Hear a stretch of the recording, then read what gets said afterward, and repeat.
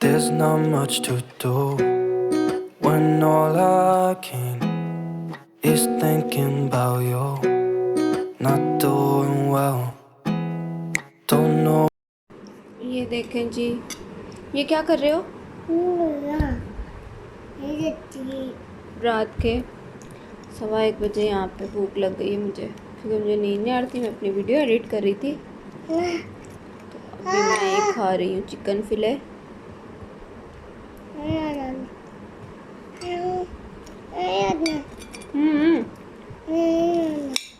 हाँ ना,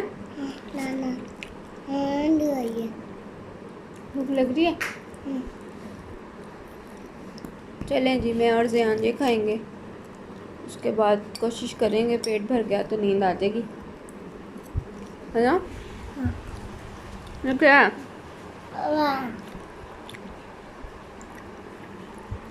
अस्सलाम वालेकुम everyone, welcome back to my channel. कैसे हैं आप सब? आई होप आप सब ठीक होंगे और अल्लाह का शुक्र है मैं भी बिल्कुल ठीक हूँ।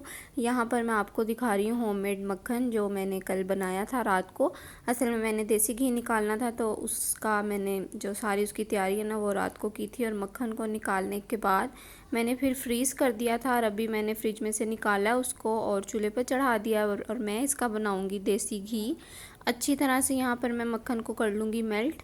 अच्छा जी, मैंने ना देसी घी बनाने का तरीका ऑलरेडी आप लोगों के साथ शेयर किया हुआ है यूट्यूब पर। 2 तरीक़ों के साथ असल में मैंने ये बनाना सिखाया था आप लोगों को। तो जो एक तरीका है वो तो ब्लेंडर के साथ आप सारी मलाई को ब्लेंड करें और उसके बाद उसमें ठंडा पानी डालते रहें। जैसे जैसे जितना ठंडा पानी डलता है स्पेशली गर्मियों में, तो उसका जो मक्खन है ना, वो ज़्यादा अच्छा और मज़े का निकलता है। तो एक तरीका ये बताया था, और दूसरा मैंने आप लोगों के साथ शेयर किया था कि अगर आप लोग जल्दी में हैं, इतनी ज़्यादा मेहनत करने का दिल नहीं कर रहा, तो बस मलाई को आप फ्रीज़र में से निकाल लें, उसको थोड़ा मेल्ट करें और उसके बाद उसको पतीली में डालकर आप लोग चूल्हे पर रख दें। लेकिन आप लोगों ने उस वाले घी का जो तरीका है ना, वो बनाना इस तरह कि आपके पास नॉन स्टिक का कोई बर्तन होना चाहिए। सिल्वर स्टील की जो पतीली है उसमें आप कभी भी मत बनाइएगा, क्योंकि जब वो नीचे लग जाता है, थोड़ा बहुत भी लगे ना, तो यकीन करें पतीली का हशर हो जाता है, लेकिन वो साफ़ नहीं होती है और उसमें ना घी लगने के चांसेस बहुत ज़्यादा होते हैं। तो इसलिए आप लोगों ने हमेशा नॉन स्टिक का इस्तेमाल करना है। अब मुझे चम्मच चलाते हुए यहाँ पर काफ़ी देर हो गई थी। देखें, ये थोड़ा थोड़ा फिर भी नीचे लग गया था, ये रेड रेड आपको नज़र आ रहा है। तो आपने बहुत एहतियात करनी है। देसी घी बनाना तो इतना आसान नहीं है, लेकिन एट द एंड आपको पता है कि इसके रिज़ल्ट्स अच्छे निकलते हैं और खाने में अच्छा रहता है, बहुत इफ़ेक्टिव रहता है, बच्चों के लिए बहुत अच्छा है।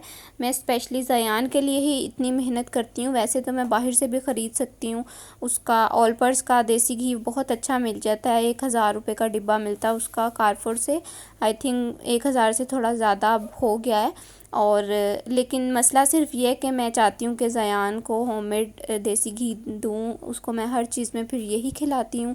उसका जो अंडा बनता है, सुबह में नाश्ता बनता है, ब्रेड बनते हैं और पराठे वगैरह बनते हैं, मैं फिर हर चीज़ में देसी घी का ही इस्तेमाल करती हूँ। और समटाइम्स ऐसा होता है कि मैं खाने में भी देसी घी यूज़ कर लेती हूँ। लाइक दाल को अगर मैं तड़का लगा रही हूँ तो उसमें भी यूज़ कर लिया, और उसके अलावा चावलों में भी डाल लेती हूँ। तो बहुत मेरे लिए ना फ़ायदा रहता है इसका। बस महीने में एक दफ़ा निकाल लें, और जैसे जैसे मलाई आपकी बढ़ती रहे, वो फिर आप पे डिपेंड करता है कि किस तरह आपने उसको बनाना है। तो यहाँ पर घी जो है वो ऑलमोस्ट मेरा रेडी हो चुका है। ये देखें, बहुत ज़्यादा यहाँ झाग बनना शुरू हो गई थी, तो मैंने फिर ना चूल्हे को बंद कर दिया था, क्योंकि देसी घी बिल्कुल यहाँ पर रेडी हो चुका था।